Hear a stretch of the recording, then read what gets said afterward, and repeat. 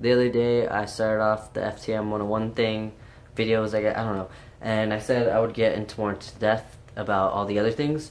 So today I thought I'd talk a little bit about transitioning medically and socially, and everybody's transition is different, and you don't have to medically transition. You don't have to feel pressured into doing something to be trans enough, because you are enough regardless of what that is.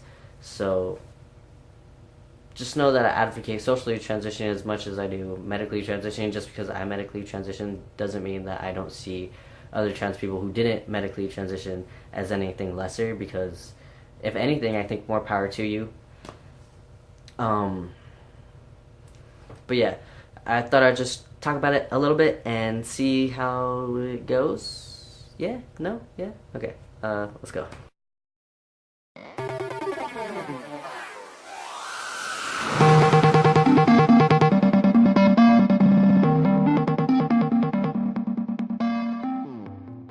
So transitioning is all up to you and how you want to do it and whatnot. Socially and transitioning, I think, is more about outward appearances to make you feel more confident, and as well as to help you pass. Um, that's how I see it, right? And you can have your own definition, your own view of socially transitioning, but that's just mine.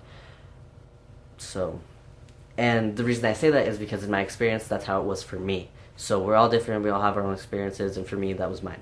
For me, socially transitioning was cutting my hair and changing my style of clothing. I had always worn like boy clothes, but I had finally like developed a style, messing with my hair, like not just getting a haircut, but like styling it different ways and stuff and whatnot, lowering my voice with binding, and binding was a thing, binding and packing pre-T, which not all trans guys bind and not all trans guys pack, so I understand that as well. But for me, that's what I did. I cut my hair, but it was definitely something that I did to make myself feel more masculine and look more masculine. Like that was a thing, like styling my hair was a thing as much as my style of clothing. So that really helped me like feel more confident and masculinize myself.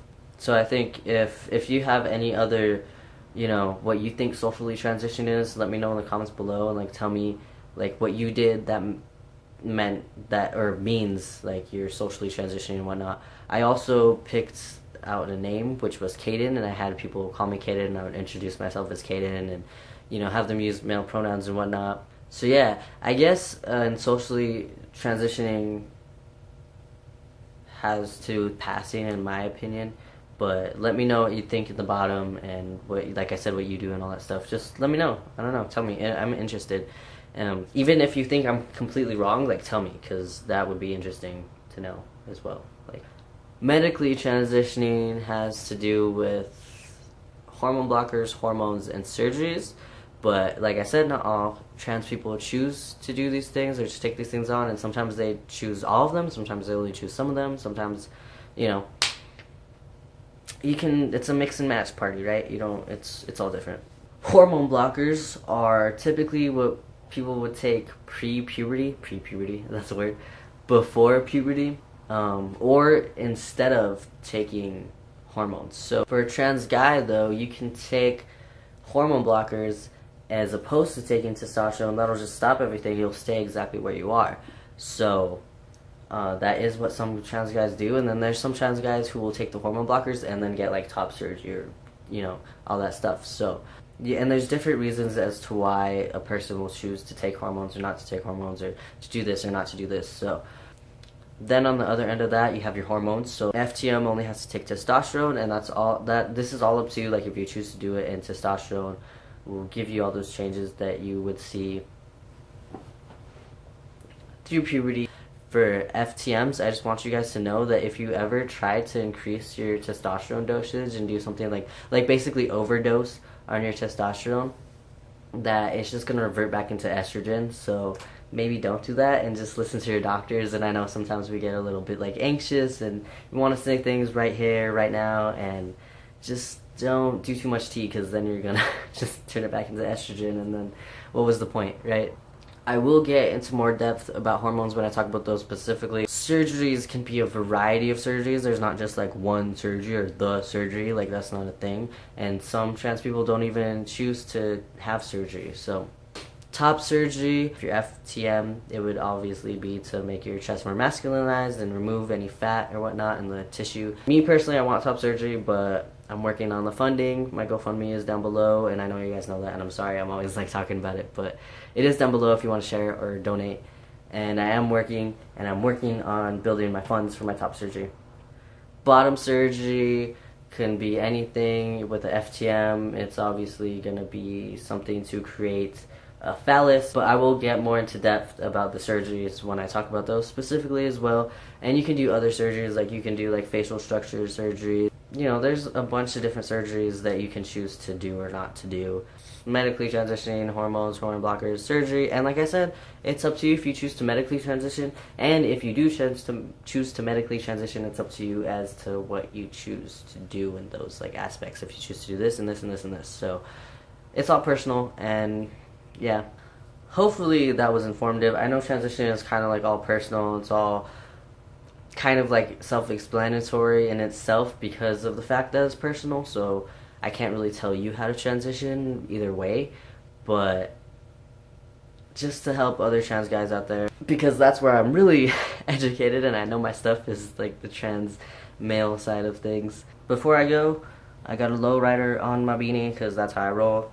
Salinas is back because I felt like sitting down so I don't have to stand up by the wall, and I needed something to inspire me.